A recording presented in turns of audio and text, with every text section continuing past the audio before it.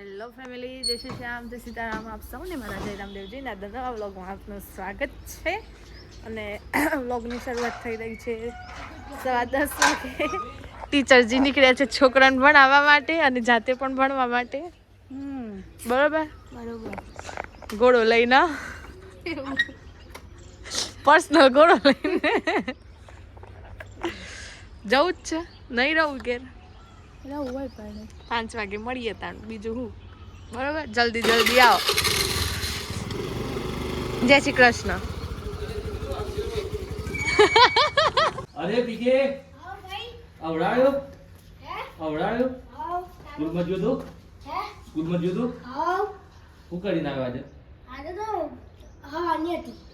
આવડે તો તું પોણી સૂર્યને પોણી ચડાવતું હતું. અરે આવડાવ ચડાવતું 10 વાગે. તો સ્કૂલમાં જઈને આવ્યો.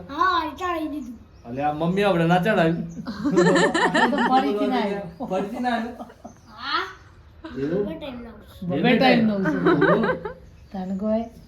પરીક્ષા પાસે ચાલુ છે અત્યારે. ઓરલ ચાલુ છે. કાલે જીવે ને કાલથી ચાલે. આ ઓટ ચમ ફાટી ગયા છે. ઠંડી પડી કપ ભરાઈ ગયો. શું કપ ભરાયો છે તારો? આવી ગયો છે. કાપ પૂછાડી મો તને શું પડે? ફેફસામાં કઈ દે. ફેફસામાં. એક ફેફસું છે બે? બે. એવું છે. બે વાર ભરાઈ ગયો છે. ચેક કરીએ આપણે. એ તો ડોક્ટર કરતા જોઈને ડોક્ટર. આ તો મને થોડી ખબર પડે ને યાર. આમ કેટલું છે ઊંડો શ્વાસ લેજો. એ તો બાજુ તો ને તો મશીન આવે. હારું પીકે, અમે આવીએ હોતા ને. એ પીકે આવું દવા લેવા. પીકે અમે આવીએ હોતા ને. ઓય જુઓ તો ખરા પીકે. રૂતો નહીં હો. મારે જ કહેજે મને. માતું ના મારા, માતું ડાળ્યું છે. બસ હવે જવું છે દવા લેવા માટે अस्पताल હોસ્પિટલ. ફટાફટ જઈએ અને આવી જઈએ. નીકળી ગયા છીએ જવા માટે ઇસરો. રિપોર્ટર સાહેબ તાવ આવ્યો છે. આવે છે ને તાવ? बुखार हो गया है. बुखार आ गया है. बुखार तो जा रहे हैं दवाई लेने के लिए. अब सोच रहे हैं कि व्लॉग बनाए या ना बनाए.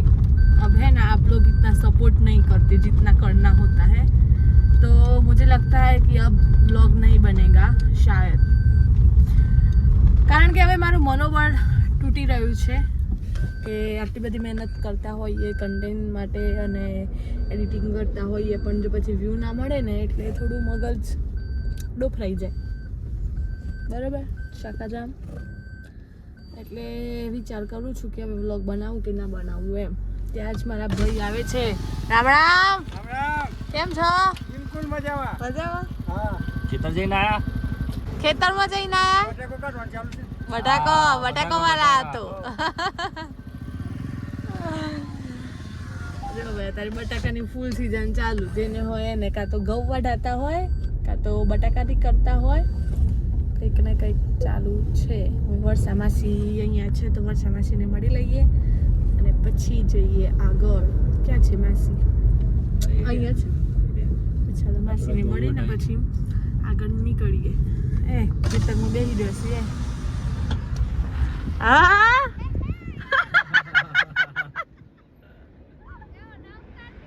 અમે રસ્તામાં જ ઊભા થઈ ગયા કારણ કે અહીંયા જ ખેતર છે ને, તો અમારા વર્ષા માસી કોઈ પોટલું ચડાવે એવું નહોતું ને એટલે અહીંયા ને અહીંયા બેસી ગયો છે. રોડ ઉપર આટલો બધો નહીં કરતો તો ઊભો ના રાખો. એવું હતું હે? બરોબર. મહેમાન આવશે, મહેમાન ની રાહ જોઈએ. કેમ છો? મજામાં? ચડાઈ દે તાર. ચડાઈ દો. તમારે લેવું હોય તમે લઈ લો. દેવાંગ કુમાર થહે નહીં થાય? થઈ જાય. ચલો પકડો. મોથું ખરાબ ના થાય. આ તો ગાડી આવી ગઈ. ઉતારજો. મોથો બોધેલું છે અમારી નો. કાકા નીકળે છે અહીંયા. આજે તો વાદળ નથી એટલે વાંધો નહીં આવે. સરસ બટાકા નીકળી જશે. શું કેવું? હા ભાવ ગગડી ગયા છે પણ. એવું છે? હા અને ગયા વર્ષે 280 ની આસપાસ ભાવ હતો. હમ. એટલે 2-3 ખેડૂતોનો ફોન બી આવ્યો હતો કે ભાવ ઓછા થઈ ગયા છે. કંઈક સમાચાર આપો. બરોબર છે ભાઈ, કંઈક તો કરવું પડે ને. ડોક્ટર સાહેબની હવેલી હવેલીમાં હવેલી જ છે તો મારા બધા બે રહેવા માટેની હવેલી. સાચી વાત છે. કમ્પ્લીટ ઇન્જેક્શન પડજો હો. આ તમે કેમેરામાં કેદ થઈ જશો. ડન તો સિદ્ધાર્થ મામા એમને અત્યારે મેડિકલનું કામ ચાલુ છે. અહીંયા એમને ડૉક્ટરને બેસવાનું અને અહીંયા આગળ મેડિકલ કામ ચાલુ છે ઓન ધ વે. ડાયરેક્ટ પાછું આ અંદર દવાખાનામાં જવાનું. કઈ મેડિકલ ક્યારે ચાલુ કરવાની? હોળી પછી. જો પેશન્ટ હે હો એવું છે. મામા રાધે રાધે. કેમ છો? મોજે મોજ. મેડિકલ કેમ ચાલુ? ગોળીઓ અધૂરા થઈ જશે. હોલી કે બાદ ઉદ્ઘાટનમાં આવશું. આવી ગયા છીએ મામાના ઘરે અને હવે ઘર તરફ જવું છે, પણ જાનુબેન એમને મળી લઈએ. મામી જય સીતારામ. જાનુબેન જય શ્રી શ્યામ. બા રામ રામ. રામ રામ. હવે કેવું ચાલે છે? કે મમ્મીમાં વગર ફાવસ? સાસરીમાં જવું પડે. સાસરીમાં જવું પડે, બધું સાચવવું પડે. જાનુબેન બગાસા નાખો, કામ કરવાનું બાકી છે. આવું હોય અમે આયા ને એટલે મામીને બધું કામ મૂકીને બેસી ગયો અમારી જોડે. સાચી વાત છે. ગોઠવાઈ ગયો જો બધો. અમે ઘરે આવી ગયા અને ઘરે મહેમાન આવે છે. અમારા ભૂરા ભાઈ આવ્યા છે. ભૂરો કે પાણી તો મમ્મી પીવા દો. અને ભજીયા પાર્ટી ચાલુ થઈ ગઈ છે. ઊભા જો 12માનો વિદ્યાર્થી. કાલે પેપર. કાલે શેનું પેપર છે? ઇકોનોમિક્સ. ના, ભારતની નંબર 1 કારીકો. કેમ છો ઉમંગભાઈ? મજામાં? શાંતિ? ઘણા દિવસ પછી મળ્યા. ગોટા કેમ નથી ભાવતા? ના લે, પોલીસમાં જવાનું ડાયટિંગ ચાલુ છે. તેલવાળું નહીં નથી, હું દોડમાં પાસ થઈ જશે. તાનું અમિતભાઈ આવી રહ્યા છે. આવો. આખી મરાજો આવી છે. આખી મોટી મરાજો લઈને આખી મરાજો આવી છે. હારું અમિતભાઈ ક્યાંથી ભૂલા પડ્યા? હું એક સ્ટોરીમાં જઈને આવ્યો. દેવાંગનો ફોન આવ્યો હતો એક જગ્યા માટે. આપણે ખેડૂત છીએ. એવું છે? થોડીક ઓછી છે થોડીક રાખવી છે, તો દેવાંગે મને એવું કીધું કે જમીન બતાવું તો આવ્યો. એવું છે? એ બાદ પોતે જમીન હોતું છે ને એટલે મારે બહેન જોડે લેવાની પાર્ટનરશિપમાં. એક જ મિનિટ. લેવું બેન આવી ગયા. ટીચર કેમ છો? કેવો રહ્યો દિવસ? બાળકોને શુભેચ્છાઓ આપી? વિદાય થઈ ગઈ હે ને? ટીચરોનું બેસ્ટ ઓફ લખી દો સુપરવિઝન માટે.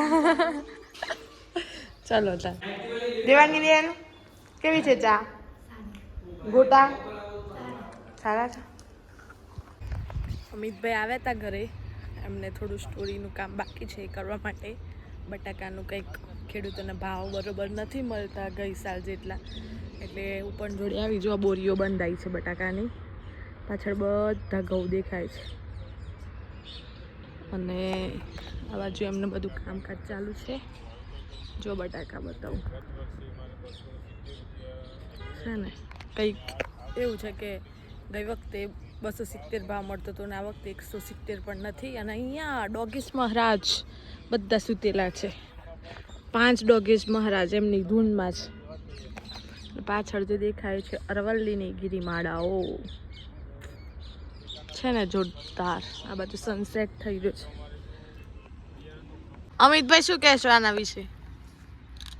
અને તો આપણો અભણ છીએ. થોડી વાર પહેલા ખેડૂત હતા ને ખેડૂત તો શું પણ ખેતર નથી એટલે ખેતી કરી નથી. હા ખેતી કરીએ તો આપણને અંદાજ આવે કે ભાઈ ખેતીમાં હું કરવું પડે. પણ શું કેવું ભાવ મળવો જોઈએ ને? ભાવ તો 100% ખેડૂતને જ ખબર હોય કે ભાઈ કેવી રીતે ખેતી થાય છે. સરકારને માણસોને થોડી ખબર પડે કે ભાઈ ખેતી કેવી રીતે થાય. સાચી વાત. અને ખેડૂત 12 મહિનામાં 3 સિઝન આવું, 2 સિઝન કે 3 સિઝન? 3 સિઝન આવું. 3 સિઝનમાં બી અત્યારે તો આ કળિયુગમાં ઘોર કળિયુગ ચાલે છે, એમાં તો સિઝન કઈ ચાલે છે એ ખબર નથી પડતી. અત્યારે એમ સમજો કે ઉનાળો છે તો ઉનાળામાં બી વરસાદ પડી જાય, શિયાળામાં બી વરસાદ પડી જાય, કાં તો તડકો હોય ને તડકાના લીધે ગરમી લાગતી હોય ને રાત્રે કાં તો ઠંડી પડતી હોય. એટલે સિઝન હવે કેવું છે કળિયુગમાં સિઝનનું કોઈ સહારો નથી. પેલા સિઝન પ્રમાણે ખેતી થતી હતી અને પાક બી સારી રીતે. અને બીજું અત્યારે એટલું બધું ખાતર ને એવું બધું નાખવામાં ઝેર જ સમજી લો. અને અત્યારે તમે જો કેન્સરના કેસ જે થાય છે એ તમાકુના લીધે જ પહેલા થતા હતા. પણ હવે તો ખાદ્ય પદાર્થો જેમ કે શાકભાજી છે, ફળફળાદી છે, આ બધું ખાવાથી બી કેન્સર થાય છે. એટલું બધું દવાનું છંટકાવ કરવા. કેમ કે અત્યારની જમીન જે છે ને એ બધી ઝેરી થઈ ગઈ, એટલી બધું ખાતર અને દવાઓ છોડવાથી. એટલે આવું બી છે ને એ બી મજબૂર છે, કારણ કે કુદરતી રીતે ના પાકે એટલે એને કૃત્રિમ રીતે બી પકાવવું જરૂરી છે. સાચી વાત છે તમારી. અમિતભાઈ બહુ સરસ સમજાવ્યું. તો બસ હવે વિડીયોનો એન્ડ કરી દઈએ. જો વિડીયો ગમ્યો હોય તો લાઈક કરજો, શેર કરજો અને કોમેન્ટ કરજો. અને જો ચેનલ પર નવા હોવ તો સબસ્ક્રાઈબ કરજો. અને હવે ખબર નહીં નવો વ્લોગ આવશે કે નહીં, પણ જો આવવાનો હશે તો મળીએ કાલે નવા વ્લોગ સાથે. ત્યાં સુધી જય શ્રી શ્યામ, જય સીતારામ.